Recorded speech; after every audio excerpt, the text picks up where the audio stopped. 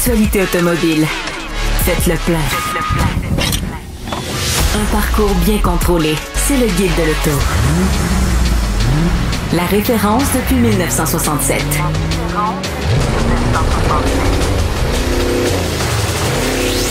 Le Guide de l'auto. Bonjour tout le monde, bienvenue au Guide de l'auto en compagnie de mes fidèles collègues Louis-Philippe et Hugues. Bonjour. Les gars, vous avez passé un bel été? Salut, ben oui. Absolument. Occupé. Moi, je me suis mis une chemise blanche aujourd'hui pour que vous voyiez mon suntan. Je me suis dit que ça paraîtrait plus à l'écran. Personne ne l'a remarqué, fait que je suis un petit peu déçu, mais c'est pas grave. On va parler de couleur tantôt avec Kim On va Kaya, parler de fait couleur, qu'on pourra parler de teint également. Oui, exactement. Ouais, c'est ça. Ça se peut que ça rebaisse un peu. C'est malheureusement ce qui se passe lors de la rentrée. Bon, on va commencer par parler de ce qu'on voit à la télé de façon quotidienne depuis 2-3 semaines, c'est-à-dire la commission Galland-Saclic. Je ne ferai pas le procès d'un procès qui est en train de se passer. Je me pose juste la question, combien est-ce que cette commission-là va coûter en plus du 1,1 milliard de ce qu'on sait? Parce que jusqu'à maintenant, Saclic a coûté aux contribuables québécois et à ceux qui ne contribuent pas encore, là, parce que c'est à l'ensemble des Québécois de façon individuelle, 142,50 $ par tête. Alors ça, c'est vrai pour la personne qui est sur son lit de mort, c'est vrai pour celui qui est en train de naître aussi. C'est chacun des Québécois. Ça comprend pas les plaques, là, les immatriculations puis tout. Là. Non, on parle du système. Le système. Voilà, 142,50 $. Et là, on vient ajouter à ça une commission qui va coûter, quelques dizaines de millions de dollars pour en arriver à la conclusion suivante. Ben, coudonc, faudrait pas refaire ça une deuxième fois. Fin de l'histoire. Tu lis dans l'avenir, toi? Non, mais c'est clair qu'on s'attend à ça. Pas que je veux que vous me considériez comme une Jojo Savard, mais c'est toi qui l'as dit. Mais il y a 7-8 mois de ça, j'avais un peu calé la shot avec Isabelle Maréchal. Et c'est tout en train d'arriver. C'est de la faute de personne. C'est le passé qui se répète, là, avec ça, toutes les commissions et tous les scandales. Mais c'est juste que, oui, écoute, anecdote, j'ai trouvé sur YouTube, il y a quelques semaines, un vieux show d'humour des parlementeries qui avait été filmé en 2008 avec Yvon Deschamps, avec Daniel Lemire. Je m'en rappelle. Et j'ai réécouté ce show-là que je n'avais pas vu, évidemment, depuis cette époque-là. T'as pas idée à quel point c'est actuel. Il n'y a rien qui a changé. La seule chose qui a changé, c'est qu'on rajoute un 0 à la fin de chacun des chiffres dont il est question. Intemporel à part l'inflation. Exactement. Fait que, tu sais, c'est pas comme si on était surpris. Même chose en ce qui concerne Nordvolt. On a appris cette semaine que le gouvernement... En fait, c'était la journée Legault. Parce que Legault est passé à la commission Galland en matinée. Ouais. Puis en après-midi, il nous annonçait qu'il retirait officiellement ses billes de Nordvolt. Il était où au cours des 6 derniers mois? Oui, je pensais que c'était déjà fait. Ou il n'a pas vu que c'est une compagnie qui avait fait faillite et qui avait levé les feutres? Parce que là, aller récupérer ces sommes, parce qu'il a aussi annoncé avoir l'intention de récupérer les 700 millions qui avaient été investis là-dedans. Bon, il y a une partie du terrain, il y a peut-être des trucs qu'il va pouvoir... Mais les coffres sont vides, c'est fini, ils sont partis. Oui, créancier garanti, c'est juste garanti quand il y a du stock à aller chercher. Là. C'est la même chose que si je te dis... Hey, moi, là, j'ai investi dans les cinémas Guzzo, là, puis j'attends encore mon chèque. Ça se peut que je l'attende longtemps, mais c'est la même affaire. Fait que je comprends pas pourquoi on est encore en réaction à ça. Et quand j'ai vu la journée de merde que François Legault avait passée à la commission Galland et en faisant cette annonce-là, le même jour, je me suis dit, il y a quelqu'un aux communications... on crève tous les boutons dans une journée. L'a peut-être pas eu facile. Stratégiquement, c'était moyen comme décision, ou on a peut-être pensé que ça passerait sous le radar de tout sortir en même temps. Non, mais regarde, c'est une question de cycle de nouvelles. Une fois que tout est lancé, il y aura d'autres nouvelles pour ensuite enterrer le reste et... Autant arracher le sparadrap d'un coup et puis, regarde. Sparadrap. Le sparadrap, en passant, pour nos auditeurs du Québec, c'est un plaster. C'est bien du français, un diachylon. Un diachylon. Un band-aid. Un Band-Aid, ouais, c'est ça. Bon, on va parler de voitures qui disparaissent les unes après les autres parce qu'évidemment, on a été pris de court avec le guide de l'auto. Au moment où le livre allait sous presse, on apprenait la disparition de l'Acura TLX du marché. Et voilà que d'autres constructeurs annoncent l'abandon de plusieurs voitures qui font partie de leur gamme depuis longtemps, entre autres. Là. Volvo, c'est pas une surprise, mais c'est en même temps... un étonnement dans la mesure où c'est un peu la signature de la marque. C'est la signature de Volvo, mais non seulement Volvo V90, on parle de la Volvo V90, V90 Cross Country, là, qui est commercialisé chez nous. Écoute, les familiales, tu sais, on en perd, plus on en parle, on en perd. Ça n'a pas de bon sens. Mais chez Volvo, c'est ça qui a forgé la marque. Puis, les ventes sont juste pas là. C'est un cercle vicieux. C'est ça. Puis, en même temps, tu renouvelles pas le produit, tu mets pas d'effort dessus, tu multiplies tes offres dans l'électrique, dans les petits VUS, puis tu l'abandonnes, ta familiale. Alors, est-ce que tu t'attends à autre chose? Est-ce que c'est se tirer en Amérique du Nord? On est déjà au pays des VUS au départ, donc les familiales sont déjà mal barrées. Mais je suis obligé de te dire qu'en Europe, les VUS prennent de la place c'est aussi. C'est clair, là. Mais c'est juste un peu... C'est quand même nettement moins marqué. Il y a encore de la place pour des familiales. Clairement. Voilà. Il n'y a plus de place pour la berline. En Europe, la berline, là, c'est... À part dans les compacts et les sous-compacts, elle est vraiment sous le respirateur. Ouais. Parce que les sous-compacts, tu prends des Clio, des 208, des choses comme ça, ça se vend encore comme des petits pains chauds. C'est encore ça qui domine le marché. Mais effectivement, dans les gammes supérieures, la berline est morte. Ouais. Puis tu sais, je veux dire, je pense à une classe E, à une série 5, il se vend quoi en proportion en Europe? Il se vend 4 familiales pour une berline, tu sais, c'est à peu près ça, là. Quand tu vas en Europe, des Audi A6, c'est toutes des familiales, il n'y a pas de berline ou à peu près. Alors, je me dis que peu importe la gamme, même la Passat de dernière génération, c'est de la familiale, la berline, on oublie. Je pense qu'il n'y a plus que ça en Europe, d'ailleurs. C'est ça, ils n'ont même plus de berline. Je crois qu'il n'y a même plus de berline. Ouais, c'est ça. Fait que c'est vous dire à quel point... Mais c'est ça, je pense que c'est cyclique, que ça pourrait revenir, mais il va falloir la réinventer, la voiture familiale. J'avais bon espoir que la Crown Signa fasse un travail intéressant avec ça. Ouais. Mais comme Toyota est plus capable de vendre de voitures, point à la ligne, on s'attendrait pas à mieux du résultat des ventes de la Signa. Et je vous raconte une histoire... que j'ai, c'est pas une histoire personnelle, mais une histoire que j'ai entendue d'un proche qui a voulu s'acheter une Corolla cette semaine.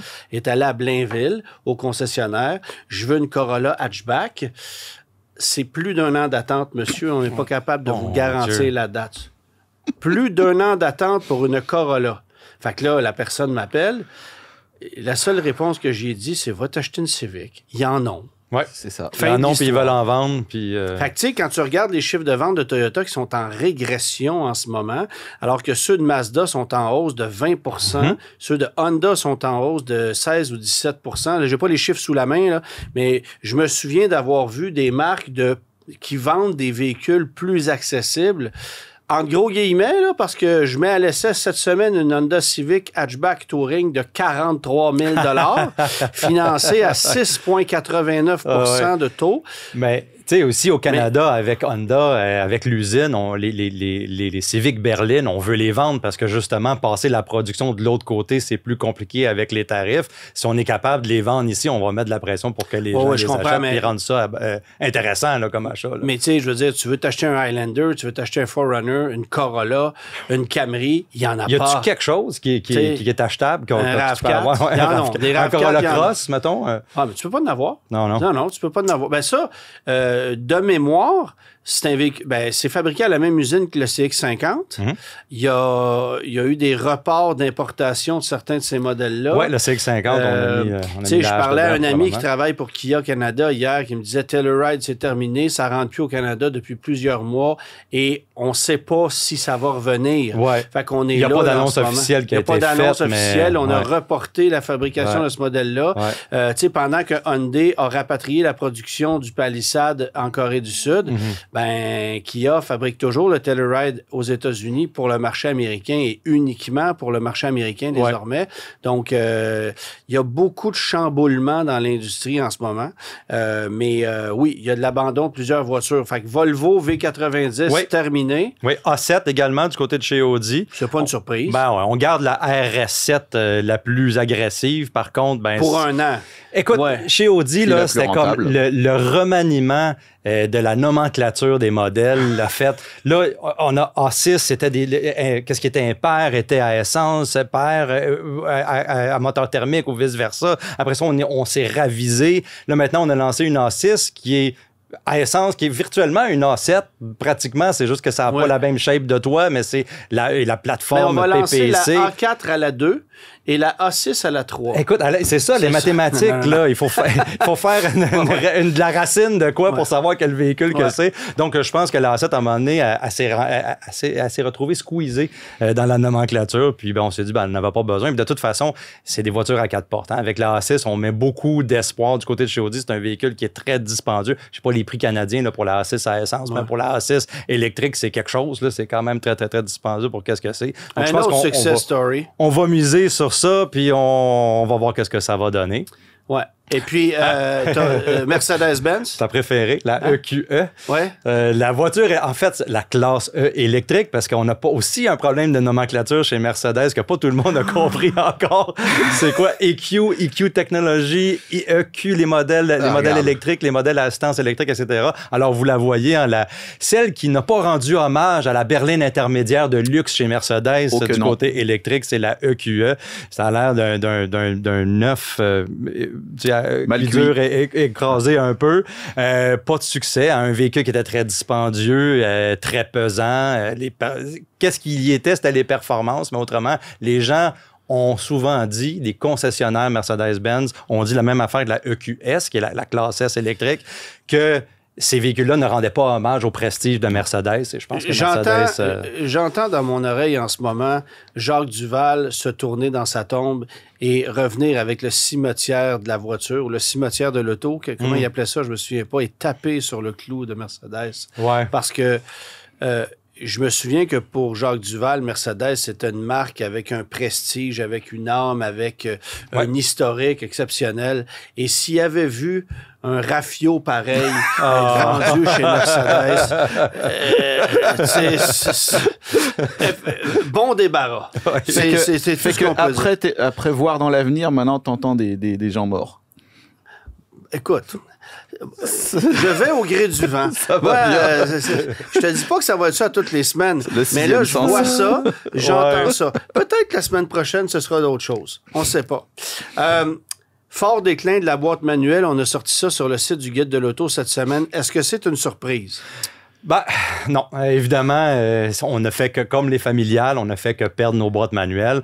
On peut s'obstiner jusqu'à demain matin à savoir c'est qui est-ce que c'est les constructeurs qui ne le feraient pas ou est-ce que c'est les gens qui ne la demandaient pas? Il y a comme une conjoncture sociale, économique qui vient avec ça. Les boîtes automatiques sont plus simples, sont de moins en moins dispendieuses à bâtir. Et puis, on a fait l'erreur de laisser les boîtes manuelles dans la dernière décennie dans des véhicules plus abordables qui étaient moins attirant vers les gens qui aiment les boîtes manuelles, qui aiment les acheter.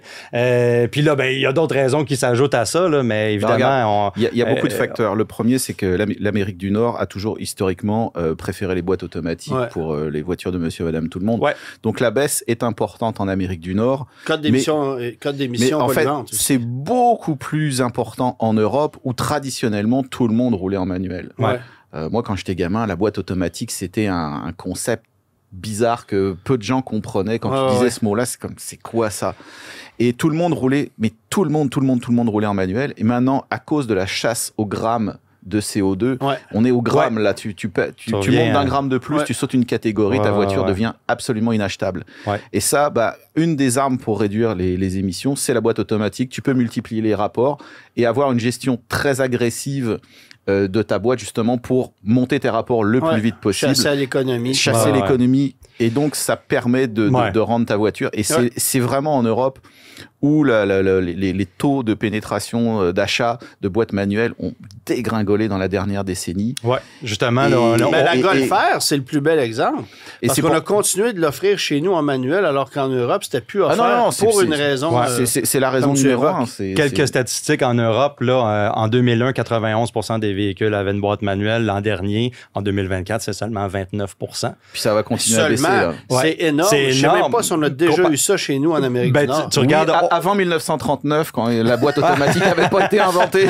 Aux États-Unis, je m'excuse, je m'en souviens pas. En 2001, aux États-Unis, 28%, puis maintenant, c'est 0,7 l'an dernier. Donc, 0,7. Et pour l'Amérique du Nord, ça coïncide aussi avec effectivement la montée en puissance des VUS. Tu vas pas monter une boîte manuelle sur ton Explorer. Là, Pourtant, ils l'ont déjà fait. Un Explorer Sport 4 litres, 2 portes avec une boîte manuelle d'une grande précision d'ailleurs, faut le dire. Ça a déjà existé. Mais c'est pour dire. Alors, OK. Il y a le Bronco maintenant. Escalade, tu vas monter une boîte manuelle sur ton Escalade. Les trucs les plus inusités, je pense qu'il y a eu, c'est des Porsche Cayenne à boîte manuelle. Ça, c'est quand même particulier. Diesel, tant qu'à faire. Oui, diesel manuel, chez nous, on ne l'a pas eu, mais en Europe, ça existait.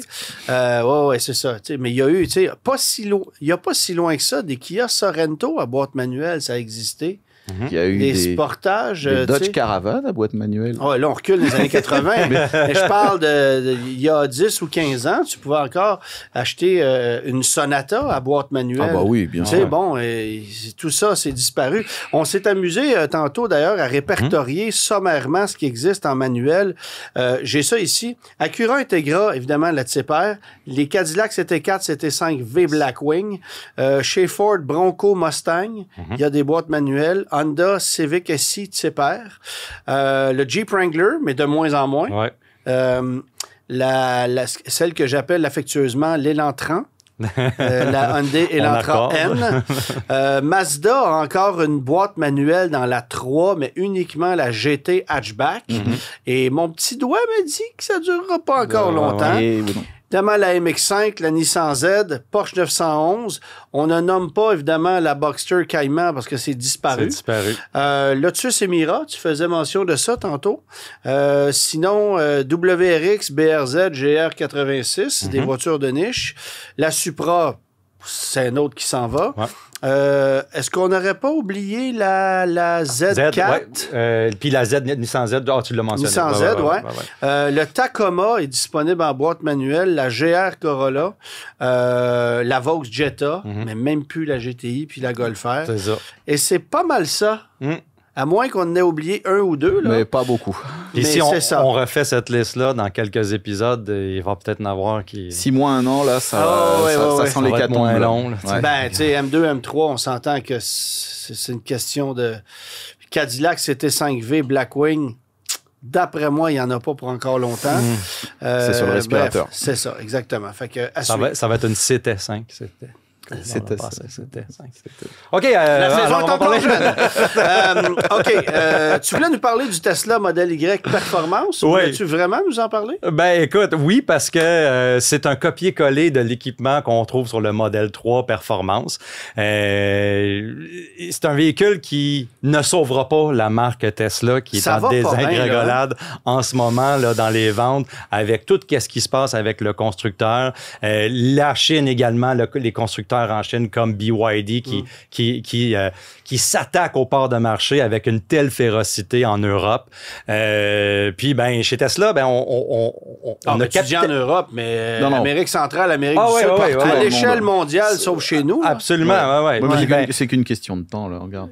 Puis regarde, entre toi et moi, chez nous, il y a d'autres facteurs qui participent à la dégringolade de Tesla. Oui, absolument. Puis l'un des plus grands, on va dire, oui, politique, mais aussi politique du fait que Tesla avait une rentrée d'argent extraordinaire des crédits carbone. En 2024, c'était 2,76 milliards de dollars américains. Les seuls profits de la marque viennent de un profit, là, c'est un formulaire à remplir. 1,76 milliards de dollars en 2024 chez Tesla de crédits carbone vendus à d'autres constructeurs. Il faut que tu te payes. C'est 2,76 milliards gratuits. 2 sites web et demi avec ça. c'est pas des farces.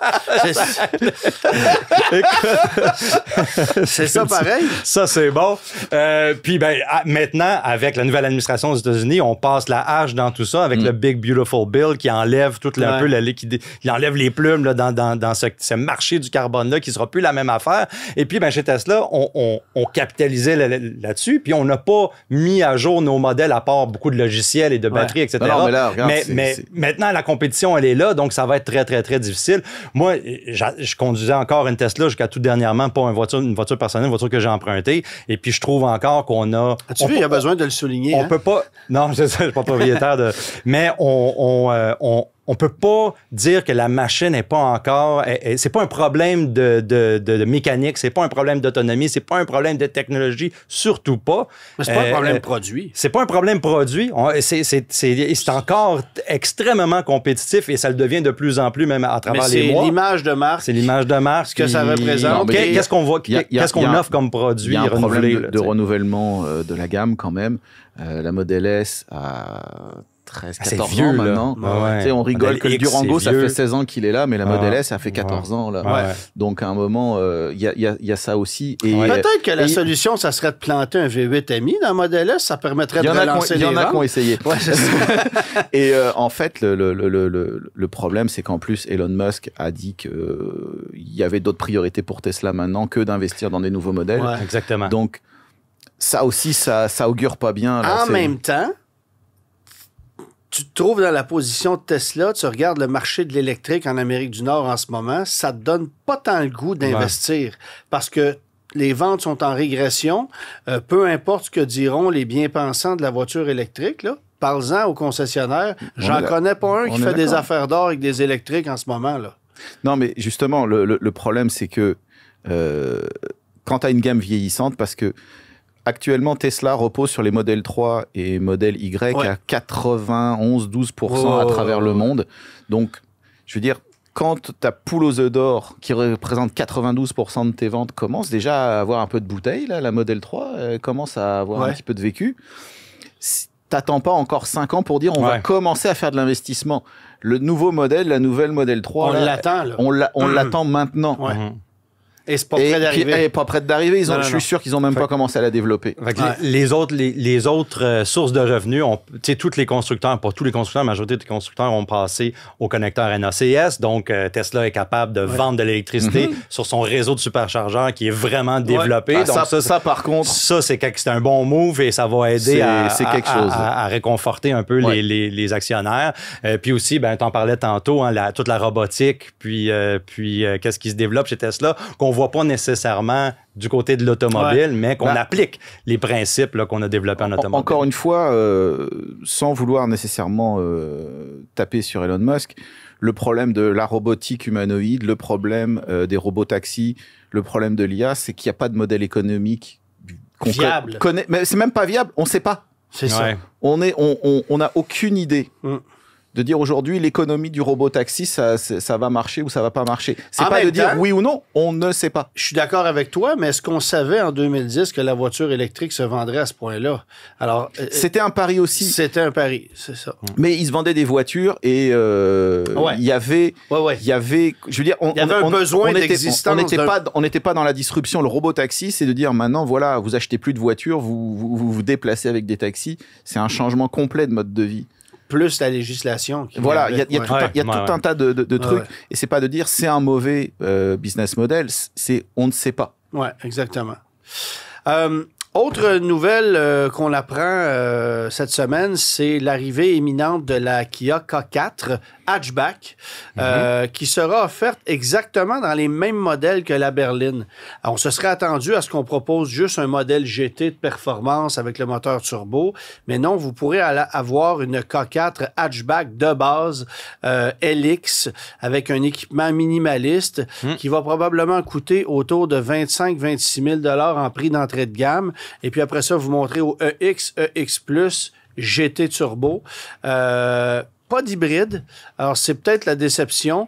On se demande pourquoi la K4 n'a pas la motorisation hybride qu'on va retrouver dans l'Elantra. C'est vrai pour la berline, c'est aussi vrai pour l'hatchback. Mais j'ai l'impression que cette version-là, particulièrement, va se démarquer et va plaire chez nous au Québec. C'est un très beau move. C'est un très beau modèle. C'est très européen comme approche esthétique.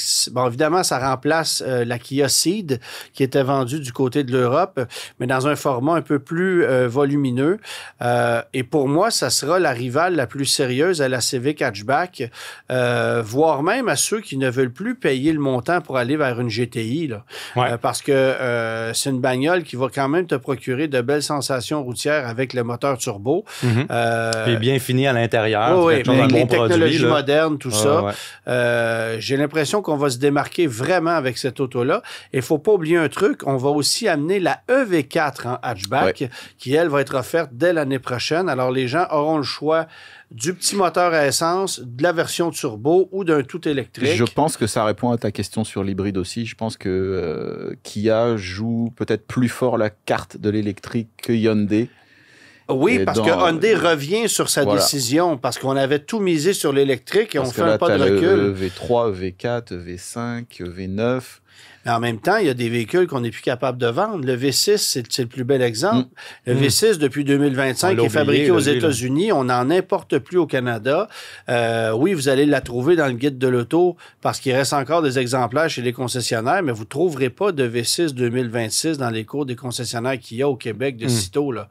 Alors, il y a un changement philosophique chez Kia, mais c'est le genre de bagnole dont on a besoin. Ah, absolument, il y en a trop peu. Il y en a trop peu de ces voitures-là et je trouve ça tellement cool que Kia revienne avec une hatchback 5 portes accessible. Petit détail, mais je trouve la hatchback beaucoup plus belle que la berline. Oui. C'est sans commune mesure. Mais c'est vrai pour la Civic aussi. La Honda Civic hatchback, pour moi, c'est une voiture plus élégante et tellement plus pratique. Il y a plus de coffres là-dedans que dans un HR-V. Là. Alors, c'est une voiture qui est très, très bien développée, mais en tout cas, j'ai très hâte de voir la disponibilité, l'offre, le niveau d'agressivité de Kia avec la K4 hatchback, parce que vous avez remarqué que les berlines, on en voit partout, on en vend beaucoup. Oui, il y en a beaucoup qui sont sur des parcs de location. Là, on en a mis beaucoup sur le marché. Ouais. Mais c'est un produit compact qui prend énormément d'ampleur sur le marché. Dernier truc dont on veut parler dans le segment actualité, c'est la mort du Escape et du Lincoln Corsair. Ouais. Le deuxième étant peut-être un peu moins grave que le premier, mais il en demeure pas moins que le Escape, ça résonne chez Ford depuis 25 ans. Écoute, on l'a lancé en 2000 en riposte. On l'a lancé en 2000 comme modèle 2001 en riposte au RAV4, au CR-V et au Forester qui avait lancé le bal à la fin des années 90. Et là, on abandonne ça, mais on garde le Bronco Sport. Qui n'a pas d'hybride encore.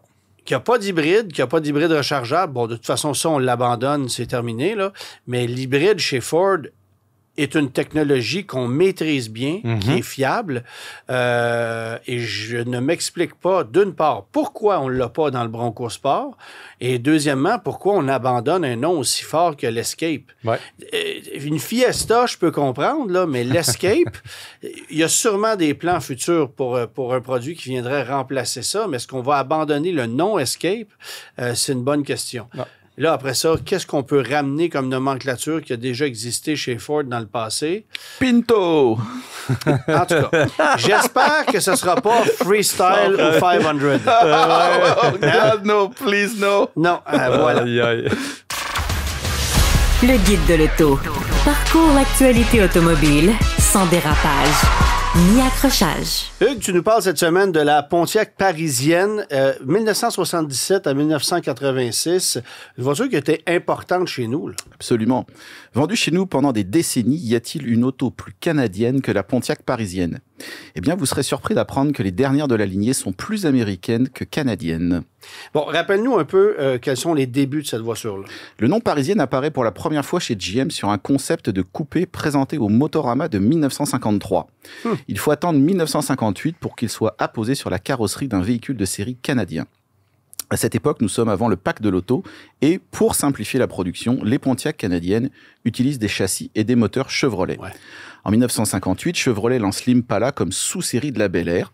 La parisienne en devient l'homologue chez Pontiac Canada en version coupée et cabriolet. L'Impala et la Parisienne deviennent des séries séparées dès 1959. À partir de là, et de façon très simplifiée, la gamme Pontiac canadienne suit les évolutions de la gamme Chevrolet au cours des années 60. Les Pontiac connaissent une grande popularité au Canada et la Parisienne réussit ici, en proportion, de meilleurs chiffres de vente que ses équivalents américains. Bon, c'est à partir de 1971 que les choses vont changer un peu plus. Effectivement, General Motors lance une nouvelle génération de ces modèles pleine grandeur et les Pontiac canadiennes ne reposent plus sur des châssis Chevrolet, qui sont plus courts, mais sur des châssis Pontiac avec des empattements identiques aux véhicules américains. Quant aux mécaniques, elles sont un mélange de blocs d'origine Chevrolet ou Pontiac. De 1971 à 1976, la Parisienne est un modèle de milieu de gamme. Les Bonneville, Bonneville Broom, Granville et Granville Broom, selon les millésimes, occupant le haut du pavé. Le millésime 77 marque un important tournant dans l'histoire des gammes pleine grandeur avec l'introduction de véhicules plus compacts et plus légers dans les 5 divisions. J'aime ça parce que je regarde des images pendant que tu me parles et je trouve pas ça particulièrement compact, mais ça c'est moi. Mais c'est plus compact que ce qu'on a remplacé, effectivement. Et effectivement parce que beaucoup ont vu dans ce programme une réaction à la première crise du pétrole d'octobre 73. Mais en fait, la décision de jouer la carte de l'économie d'essence avait été prise quelques mois avant cet événement. GM avait en effet été critiqué pour la taille et le poids de ses autos. La nouvelle génération est conçue sans baisse d'habitabilité. Ça, c'est un point important. Le public plébiscite les nouvelles GM et le magazine Motor Trend attribue son titre de voiture de l'année 77 à la Chevrolet Caprice classique. Bon, c'est quoi les différences entre les gammes au Canada et aux États-Unis? Chez Pontiac, la gamme américaine repose sur 2 modèles, la Catalina et la Bonneville, toutes 2 étant proposées en carrosserie 2 ou 4 portes, ainsi qu'en familiale. Ouais. Au Canada, les choses sont un peu différentes. Par rapport à 76, la gamme est simplifiée. Disparition des Bonneville et Bonneville Broom et se compose de 3 modèles. La Laurentien, non introduit en 1953, modèle de base très dénudé, la Catalina et la Parisienne. Là aussi, des carrosseries 2 portes, 4 portes et familiales sont offertes. Ces dernières ont le suffixe Safari. Bizarrement, il n'y a pas de Parisienne Safari, mais une Grand Safari. Les familiales ont une porte qui peut s'ouvrir sur le côté de façon classique ou se rabattre, comme dans un pick-up. Les mécaniques sont d'origine Chevrolet, 6 cylindres en ligne de 4 litres 1 de base pour les berlines, V8 de 5 litres de série sur les Safari et en option sur les berlines, puis un V8 de 5 litres 7 en option sur tous les modèles. Dans tous les cas, la boîte de vitesse est une automatique à 3 rapports. La Parisienne est la plus équipée des 3, mais pour obtenir la climatisation, les vitres électriques, la condamnation centrale, les sièges électriques ou le régulateur de vitesse, il faut encore payer des suppléments. Et oui, nous sommes en 1977. Un ensemble optionnel Broom comprend des garnitures intérieures spéciales, la banquette avant 60-40, les ceintures custom et des tapis spéciaux. J'aime ça, les ceintures custom, moi, particulièrement. Ouais. Évolution timide pour 78-79. Effectivement, le millésime 78 n'apporte pratiquement aucun changement. Pour 1979, les puissances changent alors que la Parisienne familiale prend enfin le nom de Parisienne Safari et que la Parisienne Broom devient une version à part entière. L'année suivante, pour 1980, les calandres sont revus et le coupé reçoit un toit plus vertical, dit formal roof, une transformation qui a lieu sur tous les coupés pleine grandeur pour les 5 divisions de GM. Côté moteur, ça bouge sérieusement. Le moteur de base est dorénavant un V6 de 3 litres 8. Le premier V8 disponible de série sur les Safari est un 4 litres 4, suite un 5 litres, alors que le 5 litres 7 fourni par Buick est uniquement offert sur les familiales. La plus grosse nouveauté de l'année reste l'introduction du moteur diesel. Ouais. Voilà. Qui ne fut pas mémorable. Développé par Oldsmobile et d'une cylindrée de 5,7 litres, il développe la puissance désolante de 105 chevaux. Conçu à partir d'un V8 essence, il offrira une fiabilité désastreuse, venant simplement du fait que le bloc doit supporter des taux de compression près de 3 fois plus élevés en diesel qu'en essence. Mais la deuxième crise du pétrole est passée par là et les amateurs de frugalité se jetteront dessus. Les pauvres. Le millésime 1981 n'apporte pas de gros changements esthétiques, ni dans la gamme, mais côté moteur, ça se complique. Les États-Unis sont passés au V8 avec carburateur à pilotage électronique, un premier pas avant l'injection, mais pas le Canada, qui conserve les carburateurs classiques et offre la version électronique en option, mais pas sur les mêmes moteurs. C'est d'une complexité incroyable, on peut pas rentrer dans le détail. C'est typiquement General Motors à cette époque-là. Typique, tu as tout à fait raison. Le 5 litres 7 disparaît et le diesel est reconduit sans modification. 82, évidemment, ça change aussi. Alors là, ça se complique. La deuxième crise du pétrole de 79 a entraîné une désaffection du public pour les modèles pleine grandeur. Aux États-Unis, les ventes de Catalina et Bonneville ont été divisées par 2 entre 79 et 80.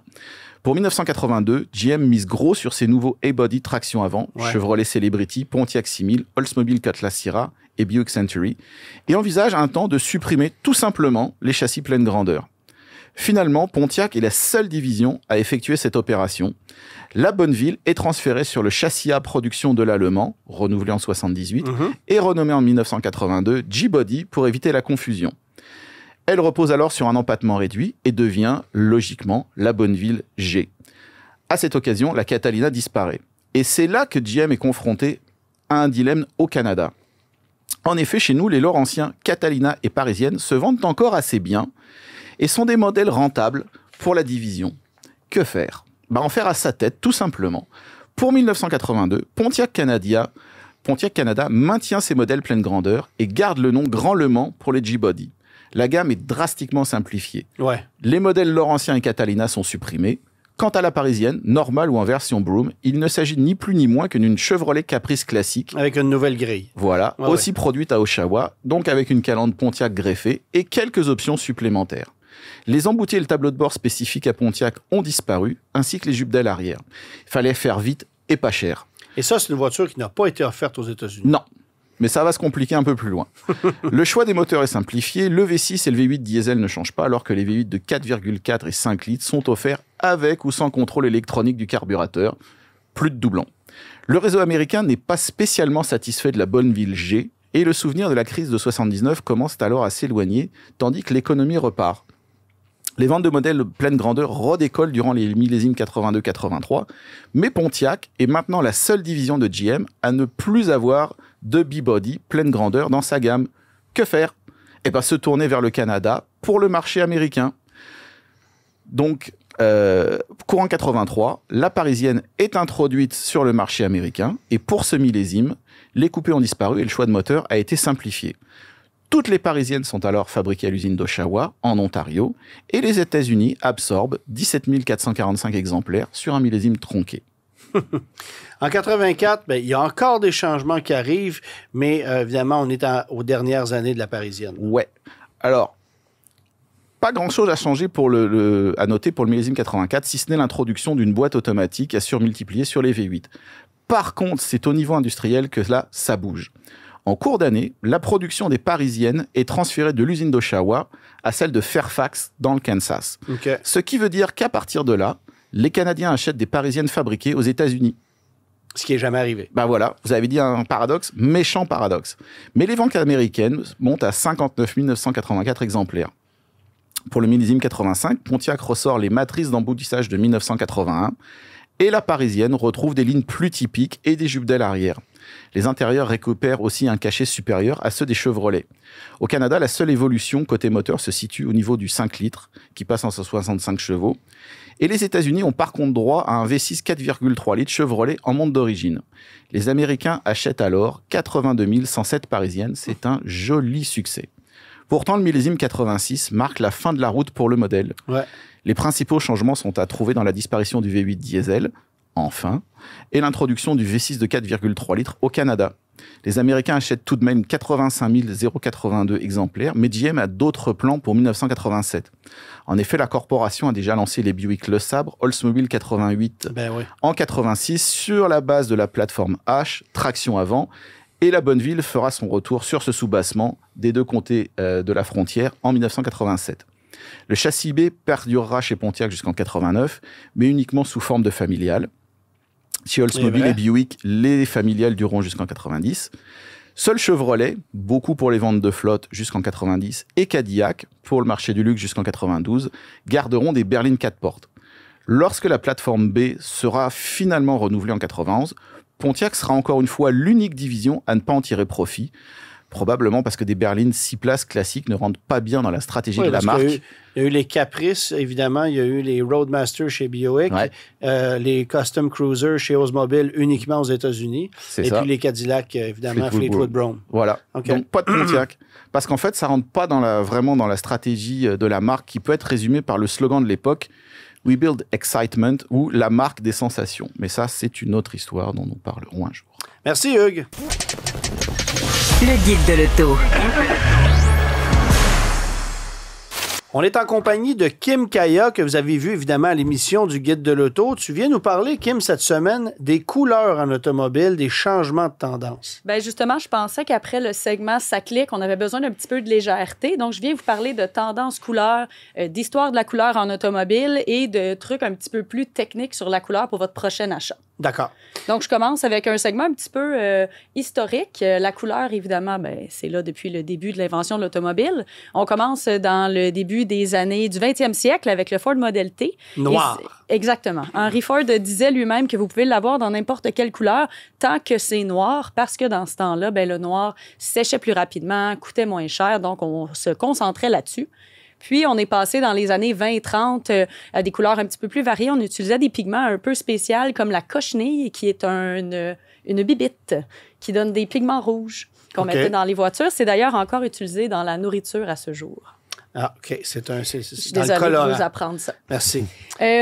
Ensuite, on passe dans les années 60-70 où, avec les muscle cars, on va avec des couleurs plus vives. On a d'ailleurs des couleurs qui sont toujours utilisées aujourd'hui, comme le Dodge Plum Crazy, le Ford Grabber Yellow et le Chevrolet Hugger Orange qu'on voit sur des modèles muscle cars de nos jours.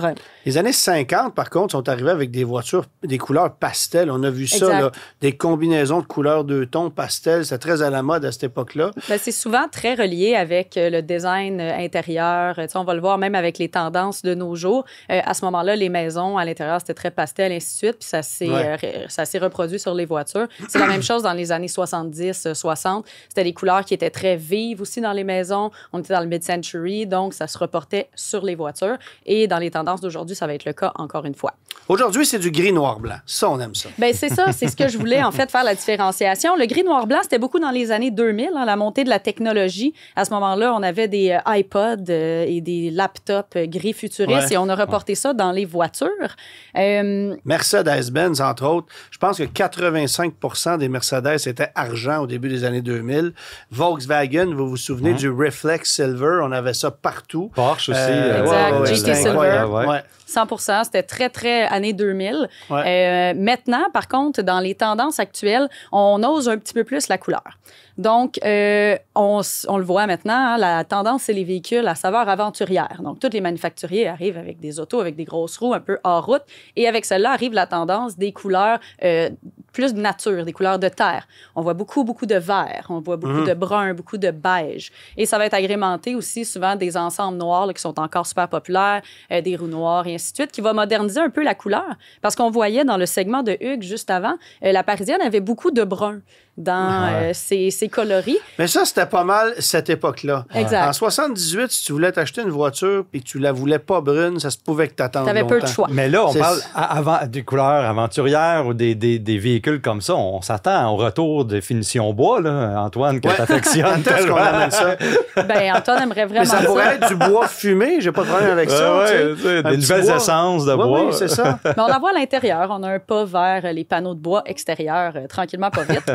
On voit des roues dans le bronze, encore proche du bois pour toi. C'est très populaire maintenant. Puis, ce qui est le fun que je trouve, c'est que justement, on s'éloigne un petit peu du noir, blanc, gris. On a dans les guides de commande de voitures régulières de plus en plus de couleurs. Oui.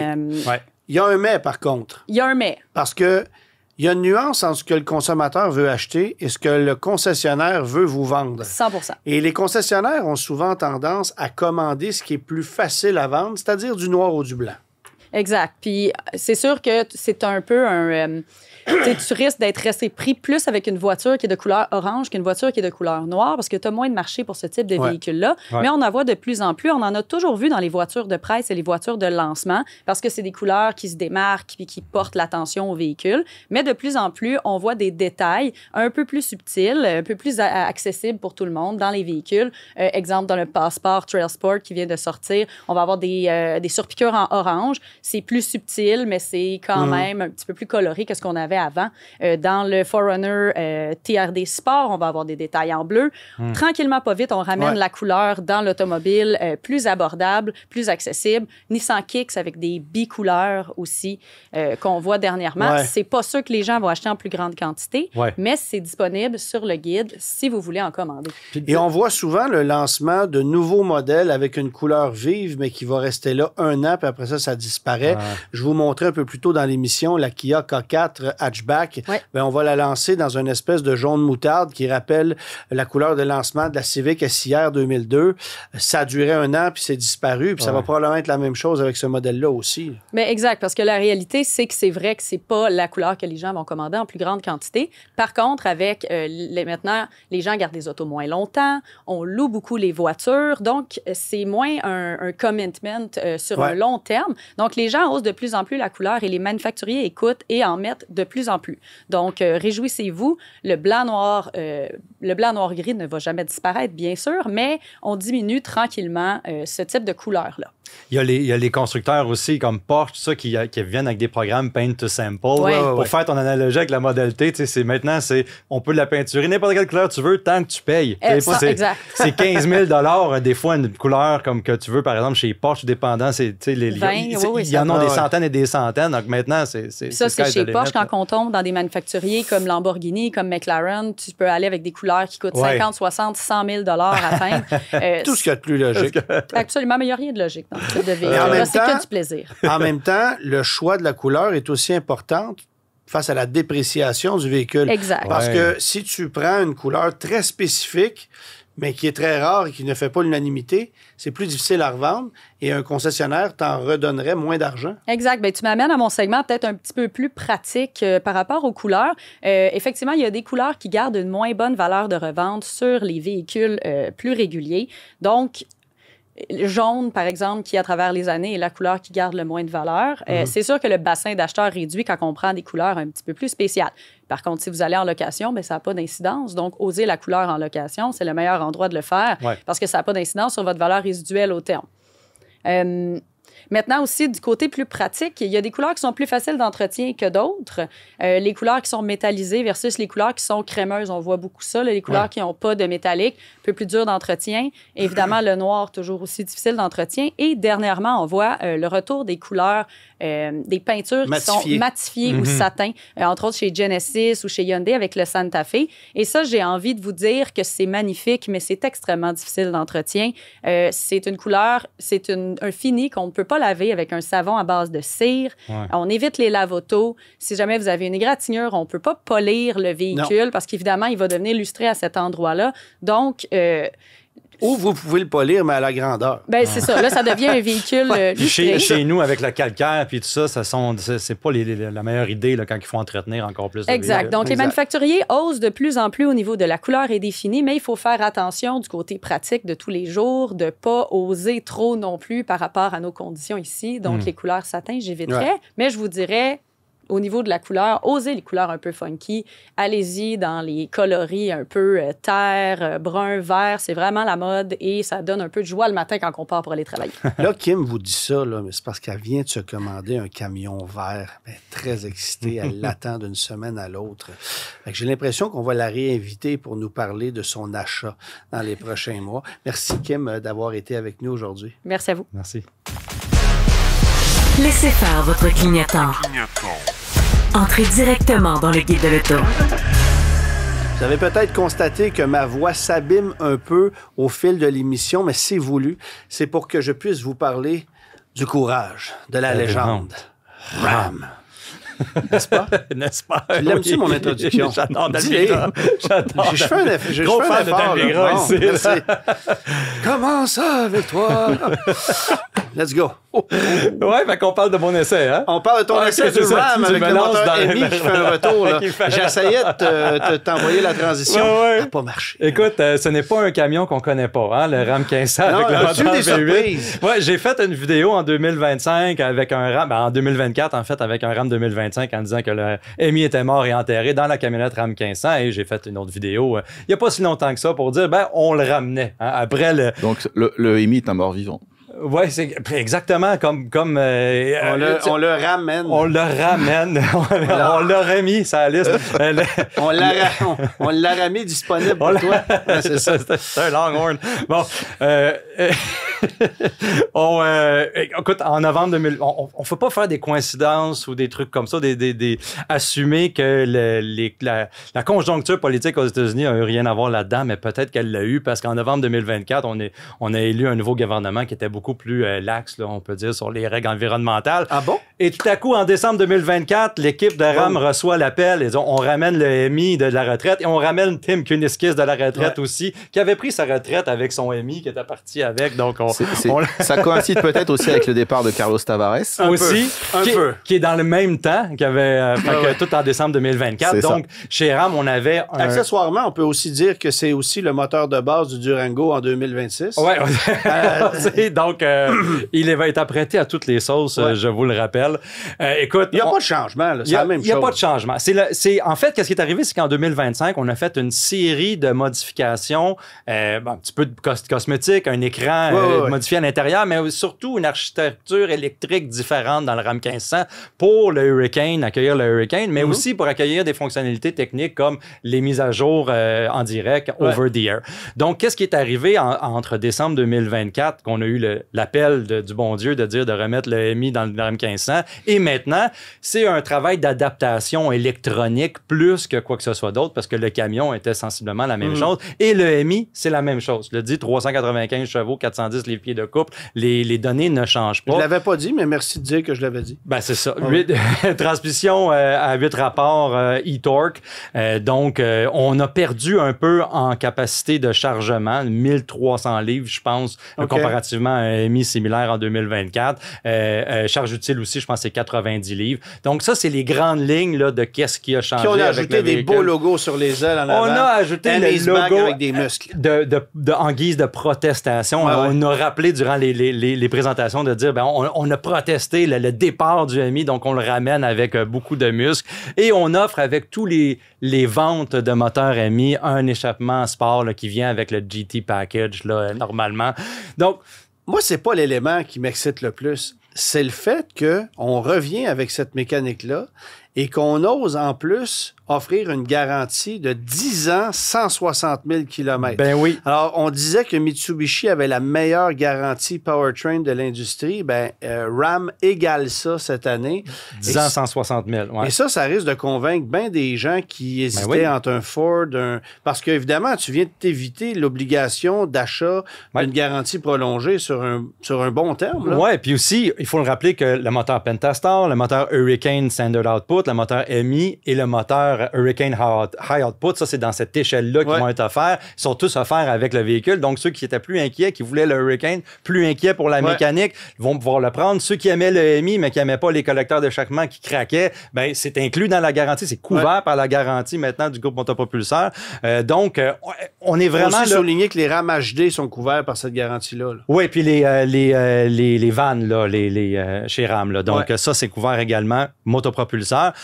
Donc, on est en opération séduction. On veut ramener les gens d'une part avec le bien-aimé moteur V8, qui est moins performant là, que les deux moteurs Hurricane sur papier en tant que tel. C'est juste que quand on l'a entre les mains, le conduire en ligne droite, écraser le gaz et avec l'échappement sport de série, on a l'impression qu'on va plus vite, qu'on arrache plus avec le MI, tandis qu'avec le moteur Hurricane, c'est beaucoup plus linéaire en termes de livraison de couple. Mais j'imagine qu'en termes de consommation, quand tu tires, il y a pas photo, c'est le MI qui s'en sort mieux. Ben écoute, on n'a pas fait cet essai-là encore parce que justement, le Hurricane, on avait remarqué que les codes de consommation n'étaient pas vraiment impressionnantes pour ce moteur-là et surtout non, mais c'est pas comme si un MI c'était économique non plus. Non. Mais je pense que sur la charge, il y a, je veux dire, sur le papier, le turbo par nous, on avait fait le test au guide de l'auto l'an dernier et un RAM avec un moteur MI et un RAM avec un moteur 6 cylindres high output avaient consommé exactement la même chose avec une charge d'environ 6 000 livres à l'arrière. Donc, c'est de donner une idée. Oui, en mode remorquage, il n'y a pas d'avantage d'un côté ou de l'autre, si ce n'est que, évidemment, que le 6 cylindres a plus de souplesse, a un couple initial plus intéressant. C'est une mécanique juste un petit peu plus moderne quand même. L'idol, il est moins rough. sur le Hurricane. Mais en gros, j'ai pas encore les prix pour la camionnette, mais on va voir là, une hiérarchie de moteurs que, comme je l'ai décrite tantôt, les gens qui vont dans les modèles supérieurs avec le Hurricane High Output vont pouvoir échanger pour un MI sans frais. Je pense que Ram va espérer que les gens fassent ça parce que le MI est déjà fait. Donc, on va avoir plus d'informations. On dit que la recherche et développement est pas mal payé. Oui, exactement. Le mot est payé, comme tu dis. Merci les gars. Merci Hakim d'avoir été avec nous cette semaine. On se retrouve la semaine prochaine. Bonne semaine à tous. Merci, bonne semaine. Tous les épisodes du Guide de l'auto sont disponibles en podcast sur l'application et le site cube.ca.